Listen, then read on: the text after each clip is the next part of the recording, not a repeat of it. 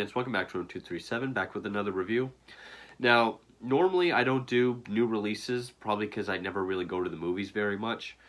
But if there's one that really catches my attention, or something that's involved with a director or a studio that I'm really into, then I'll definitely go see it. And if you follow my channel, you know I'm a huge fan of the company A24.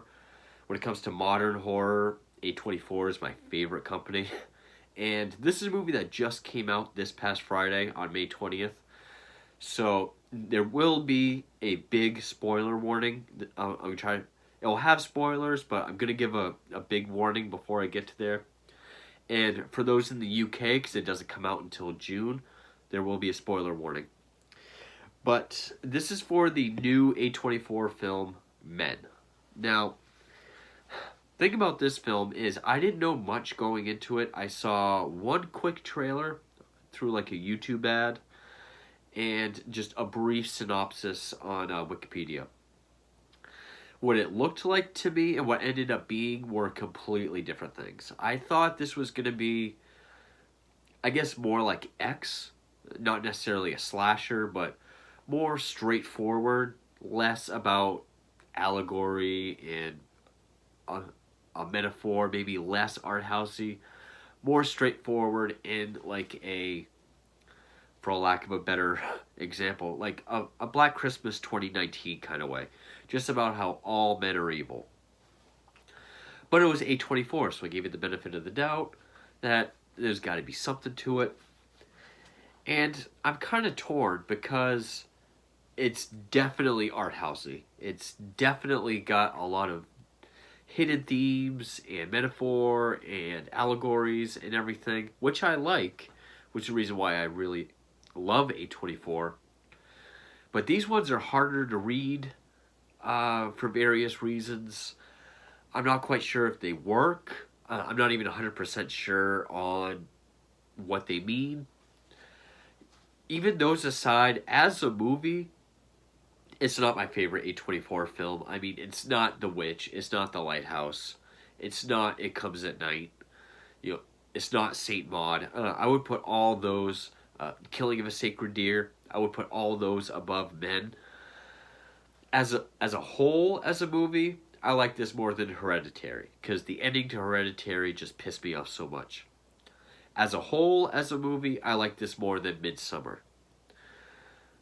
I would probably say Hereditary up until the ending I liked more than this.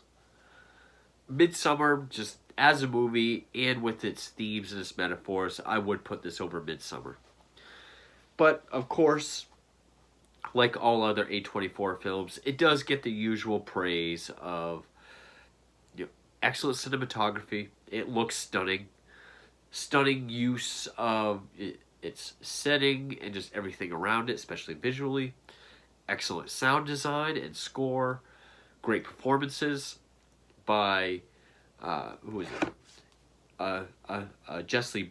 Jesse Buckley, who's our lead, and also Roy Kinnear, who plays actually a number of people that I did not know going into this, and it wasn't quite obvious to me right away. It actually took quite a while, even after we met all these different characters.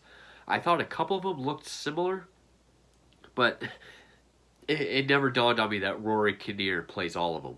So when I found that out, I was like, oh, okay, now that makes sense. That actually helps the metaphor out a little bit. Now, it was written and directed by Alex Garland, who's known for films like Ex Machina and Annihilation. Both of those I have not seen.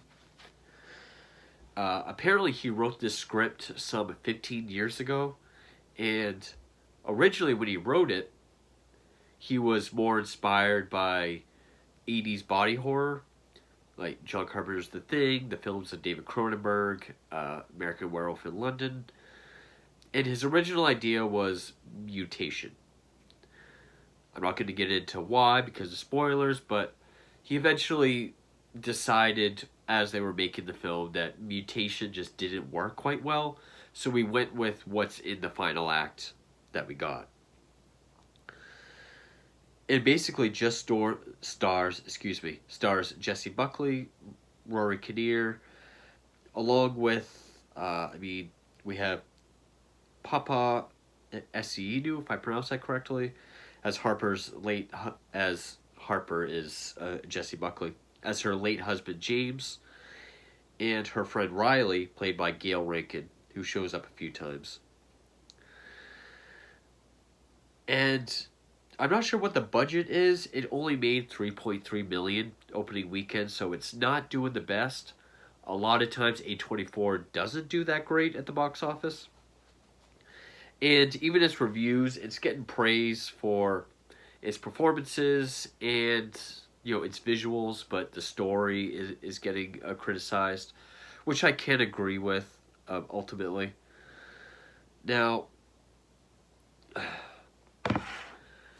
yes, the thing about these metaphors is this one is probably the most hidden out of all the A24 films that I've seen, at least in the horror films. It doesn't really leave any hint as to what they're trying to say. Even the director, Alex Garland, in interviews has said he doesn't know. Even some of the really more simple questions, like for example, did James, Harper's husband, commit suicide or was it an accident? Even he doesn't know. He leaves the movie and the audience up to what Harper knows. Because basically the movie is about Harper. She witnesses the death of her husband James as he falls from a, a higher story in front of a window in front of her. And after his death, riddled with guilt, goes to the English countryside in this big, beautiful house owned by this guy named Jeffrey. The first we see played by Rory Kinnear. And while she's there, she meets a series of men that all display certain stereotypically toxic elements of men. Now, I will say this is done in a smarter, less preachy way than something like Black Christmas. I'm very torn on this film, so bear with me. And it all comes to this crazy climax that I'm still not 100% on. But, first, Harper meets Jeffrey. Oh, and we see throughout the film there's a series of flashbacks that show us more of the final confrontation between Harper and James and what exactly happened. There was a heated argument. He's very controlling. She says divorce. He says he'll commit suicide if she leaves him. Not only that, but that his death will be on her conscience and everyone will know it was because of her, that she has to live with that. Just completely trying to manipulate her in the worst way possible. So even though she doesn't know 100% death, like suicide or accident, which I'm kind of glad we don't know, because that just adds a layer that kind of connects us to Harper. Sorry, my nose is running. It's very warm out today. It's been rainy, and now my allergies are all crappy. But Jeffrey's probably the nicest and least toxic of all these men.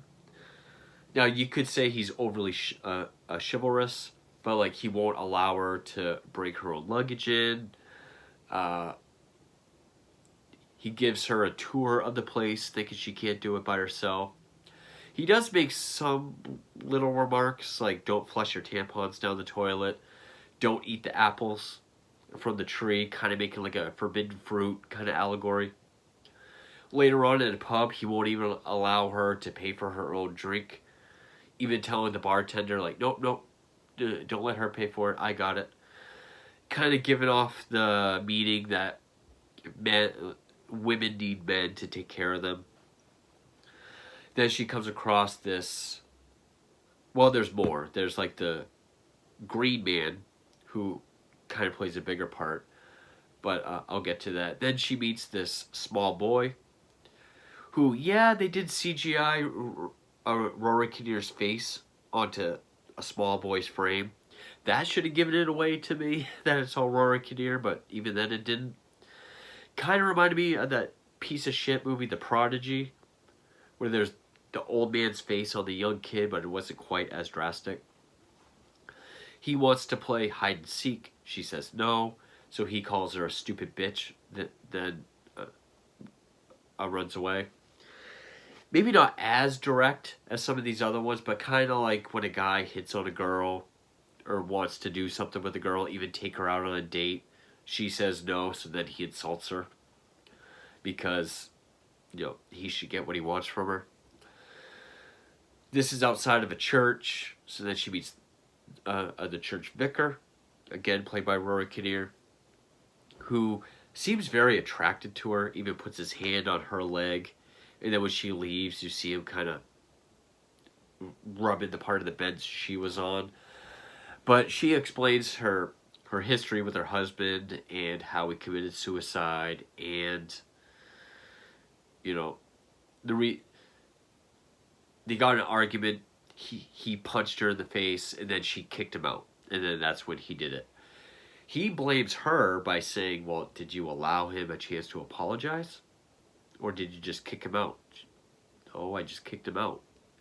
He was like, men hit women all the time. You just got to give him the time to apologize. I'm sure he would have. So that's her fault as well. But before all this, she does go for these walks around the grounds and through the woods. And all of this looks stunning. It's beautifully shot.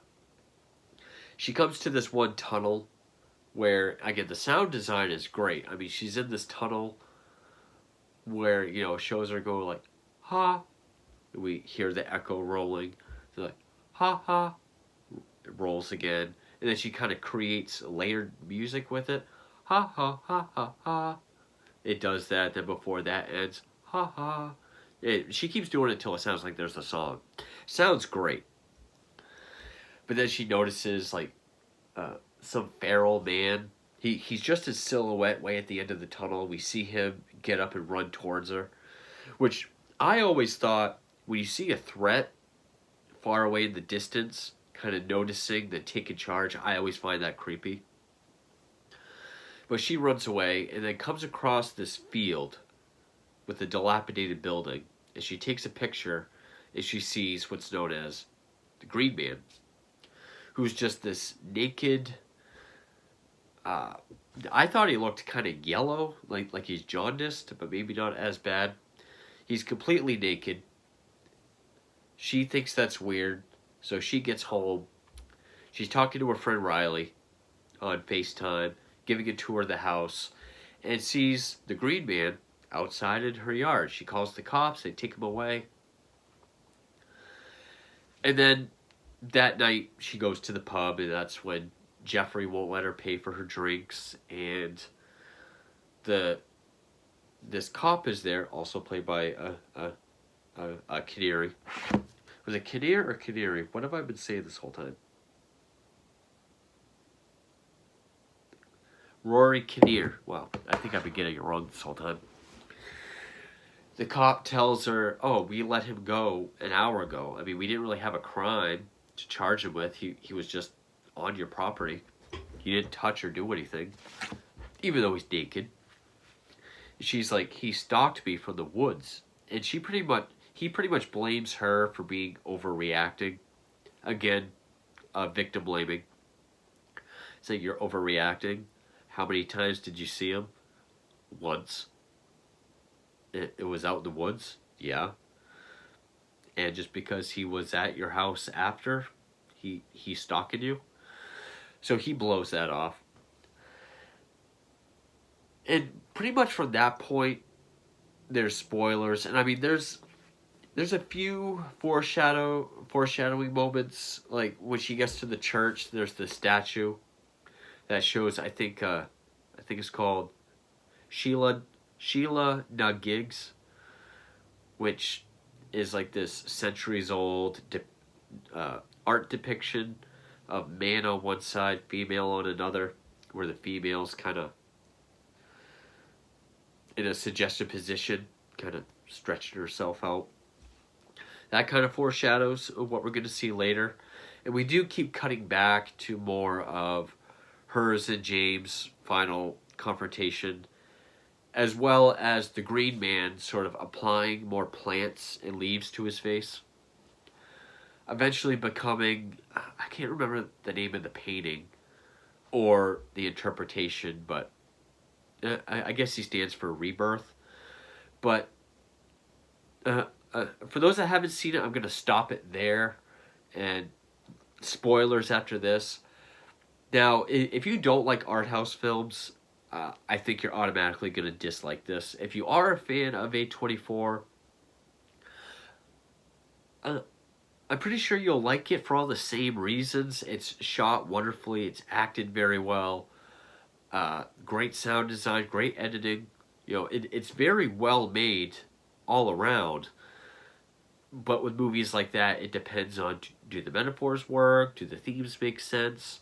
Does it come across as just pretentious? Is it very transparent? Can you see right through it and it's not very interesting? I think in some cases, like, I mostly get what they're going for. And after a while thinking about it, I was like, well, I guess it's kind of transparent because they are doing some very face value stuff, surface level stuff with it, as far as what each of these men kind of represent, sort of different versions of misogyny.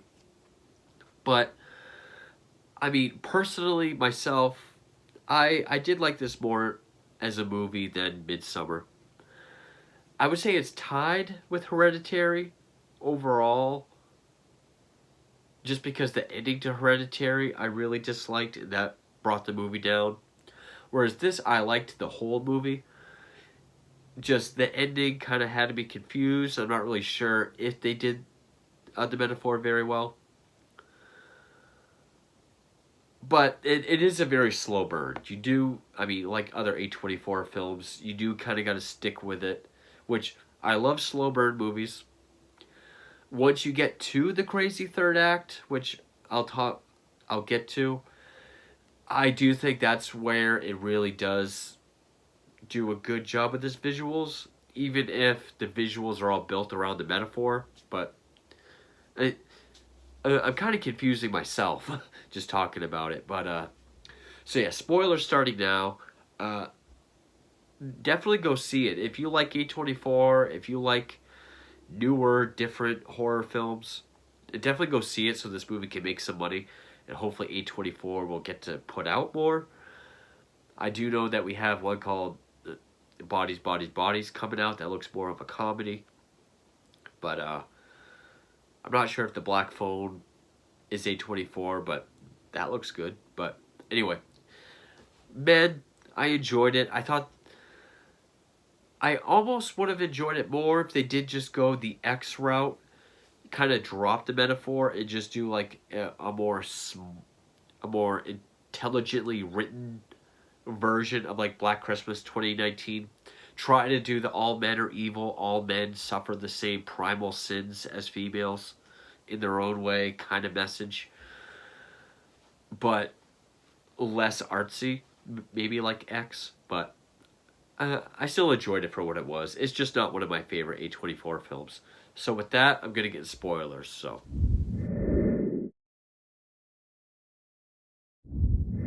now as we get into spoilers, after that scene at the pub, she goes home, she calls her friend Riley saying, all this is going on with all these asshole men. And her friend Riley's like, it's 4 hours away, but I'll be there in the morning. I'll stay with you for the rest of the vacation. At this point, the service kind of starts going out on her phone, and I'm thinking, oh, is this going to get supernatural now? Is this when something crazy is going to happen? And, oh yeah, it does. But she notices the policeman outside. She goes outside, and the lights start to flicker. And then this is when you get the scene kind of like Get Out, when the grandfather is running towards Chris at night. Only the police officer running towards her eventually turns into the young boy from earlier. She's able to get inside. But then How did that go? 'Cause there's a lot of different things that happen. Uh,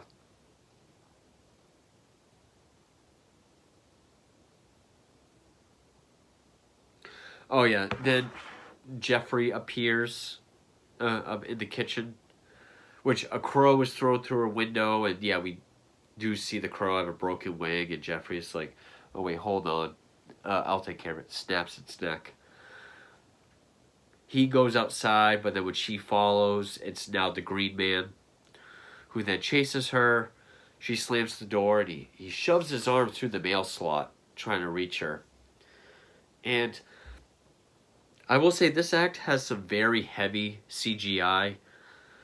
Some scenes, I would say, could have been better with practical. I always say that. But sometimes I think where this is supposed to be so surreal and bizarre and just almost otherworldly, I would say the CGI does help the visuals more. If they had gone practical across the board, I think it might have become too much of a gore show to help with the metaphor. So, I mean, like, the scene with the hand through the mail slot, which he stabs with a knife, then when he goes to retract his hand, the knife stays and completely severs his hand in half, lengthwise. That probably could have been practical, but later on, when we get to the real body horror stuff, I mean, it would have been cool to see practical, but I think since we're going for this really weird kind of allegory or metaphor, and it was supposed to be this very visually stunning, sort of bizarre trip, I would say the CGI might have helped it a bit. So then at that point, at different times, the young boy and the vicar show up in the house, both with the same, cut in half arm, where the boy says, all you had to do was play hide and seek. I think that you should have played hide and seek, or all you had to do was play hide and seek. Pretty much saying me calling you a bitch is your own fault. Then the vicar shows up. He tries to sexually assault her, but before he does, he says, it's your fault that I want you. You look the way you do. You're flaunting it. I can't help myself. It's your fault that I'm about to do this. And still just, each one is throwing their own kind of misogynistic beliefs at her. She's able to make it out to her car, but she accidentally runs over Jeffrey. She goes to check on him, but I don't remember if his arm is messed up too. But actually, I think he drags her out of the car, then drives off, but then for some reason, he turns around screaming, trying to run her over, but he hits the wall. And then this is when we get the craziness. Coming out of the car into the yard is, again, the Green Man, who now has a bunch of greenery around his face, and he's very pregnant. So he lays down in the birth-giving position, and we see it up close. Out come the full-body man of, I can't remember exactly the order. I believe it's the...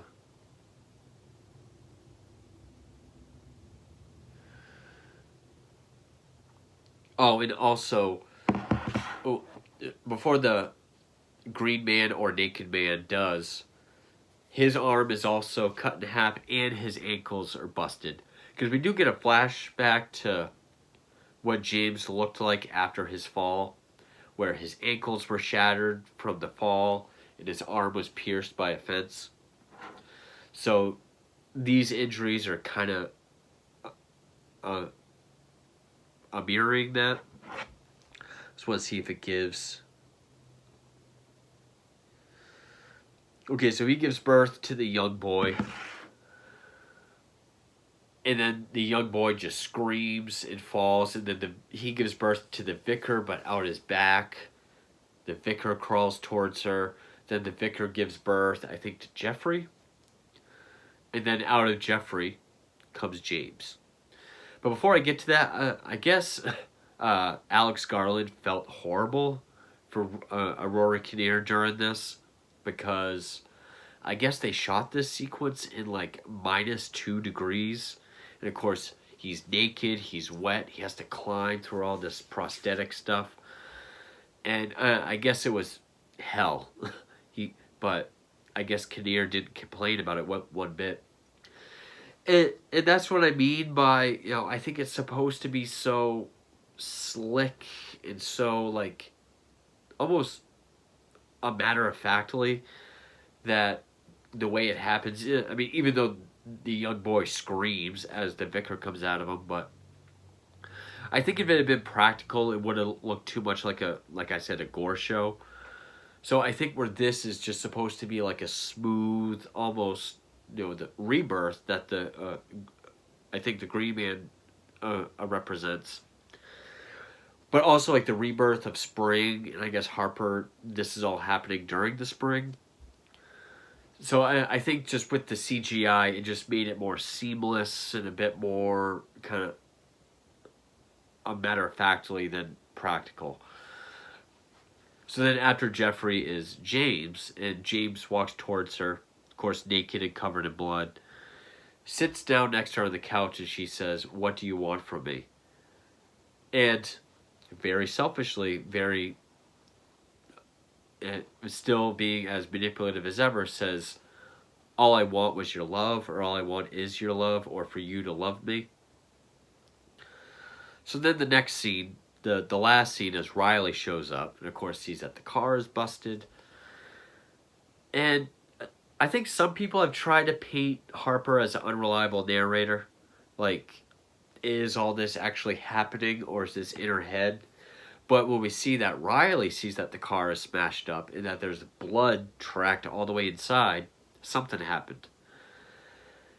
And apparently, I didn't quite get this when I first saw it, but she sees Harper out in the backyard, sitting there, I guess visually pregnant, and they both just kind of share a happy glance, and then it ends. Now, I'm guessing that the Green Man was looking for, I guess, the idea that men need women, women need men to procreate, and the Green Man, sort of being the symbol of rebirth, is after Harper. But she refuses him, just as she refuses all these other men for,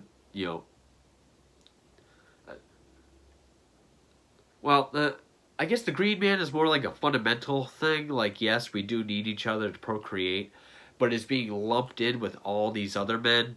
Like, ones that victim blame, ones that say, well, you should have let your abusive husband apologize. It's your fault I want you. You're a bitch because you wouldn't play with me.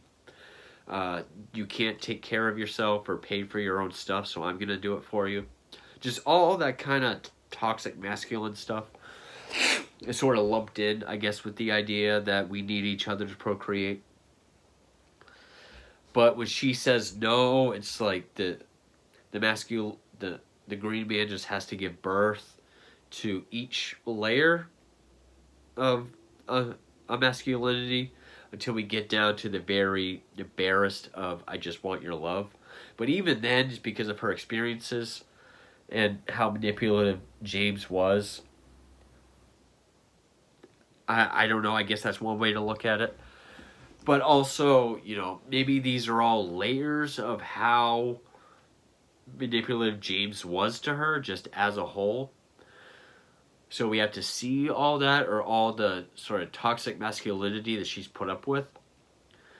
And her refusal to say no to each one eventually can let her say no to James in this final moment. And in that moment, she is able to let go of all that grief, all that pain, all that guilt that James put on her. It could go either way. Now, I'm not 100% sure. I'm sure I kind of guessed on my Antichrist review. I was very certain in my review for Midsummer, and people in the comments still try telling me that I was wrong, even though I just quoted the director. This is a movie where the director if he does have a certain idea of what all these things mean, he hasn't come out and said it. He is more into the idea of the viewer kind of coming up with their own conclusions. That's just kind of what I came up with. Those are the things that make the most sense to me.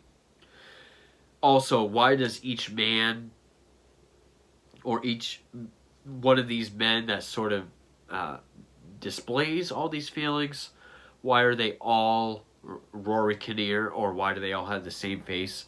And I'm guessing that's because that's how Harper sees all of them. Now, that could be why maybe some people thought Harper was an unreliable narrator.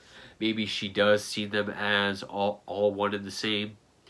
I do think that maybe if we saw those characters differently, like if when they're talking to each other or when Harper's not around, if we saw them with a different face, that probably would have made that more conclusive. But I guess where we didn't, I guess it could say either Harper sees them all that way or all men are that way. Not entirely sure. But also, why are these specific men with the same face being reborn through this Green Man? Maybe they're the ones she interacted with. Maybe they're ones that tried to interact with her and be part of the Green Man to help bring her to the Green Man to, procreate or what. There's all kinds of things that you can look into it, I guess. I'm not 100% sure. But overall, I can say I liked the movie. There's enough about it that I liked. I mean, again, stunning cinematography and like the way it uses its setting and its colors. I mean, when she walks through the fields and the woods, the green really pops. The sound design, especially when she's in the tunnel, the score, the performances, especially of Harper and not just Rory Kinnear, but I would have to say specifically as Jeffrey. I can see what ideas are there, and I do like and appreciate those. I just think some aren't quite as fleshed out as others, and then others are so just bare with not enough there to really help us see the metaphor or help execute it in the best way. But overall, I think it did do a better job with what it was trying to say and made better than, say, something like Midsummer. The pacing didn't bother me. I like slower paced movies anyway. But, yeah, Men 2022, not my favorite A24 film, but, and even though I might not be the biggest fan or 100% get everything they were trying to say, I would still say it's one of their good movies. I mean, it's definitely not a swing and a miss from A24. Not at all. I still liked it enough, and maybe some of its themes and answers and meanings could be on me. Maybe it's not the movie, but I don't know. But that is Men from A24 2022. Thank you for watching.